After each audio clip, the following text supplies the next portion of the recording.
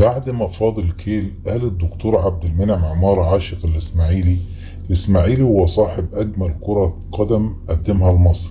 الإسماعيلي هو من قدم أكبر عدد في المنتخب الوطني. الإسماعيلي هو برازيل العرب. الإسماعيلي هو صاحب أكبر شعبية بعد النادي الأهلي ونادي الزمالك في مصر.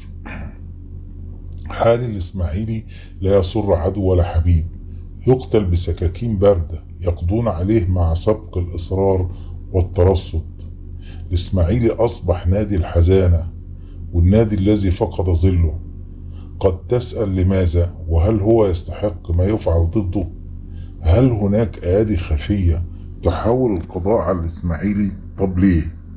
الأخ الوزير دكتور أشرف صبحي قال أكتر من مرة إنه هيقف مع الإسماعيلي ولن يتركه يسقط. صرح أكتر من مرة الإسماعيلي سنقف وراءه. اللجنة الجديدة عليها تكوين شركة بسرعة، وسنقف وراءه، وشركة للكرة لتدعيم الإسماعيلي. كلها تصريحات تمت منذ أشهر ولا جديد تحرك. الكل ساكن، الكل محلك سر، الكل لا يسمع ولا يرى ولا يتكلم. هذه تصريحات الوزير المختص وفيها صراحة مشكورة، لكنها كلام في كلام. لكن ما يقال ويتردد في الإسماعيلي أن هناك أيادي خفية همشت دور اللجنة الجديدة وأصبح دورها على باب الله. الأيادي الخفية هي التي تصدر التعليمات للجنة، ولا أحد منهم يتكلم عن النادي الاجتماعي وليس لهم دخل فيه.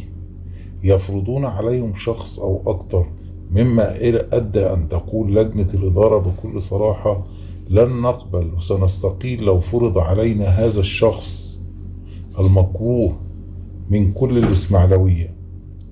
باختصار، الإسماعيلي ذاهب إلى طريق اللي يروح ما يرجعش بناء على رأيهم، وتبقى أن يكون لجماهير النادي المحترمة أن تتصدى لتصرفات هذه الأيادي الخفية أو تمنعهم من تصرفاتهم الشخصية وذات الأغراض التي ستسقط النادي الإسماعيلي.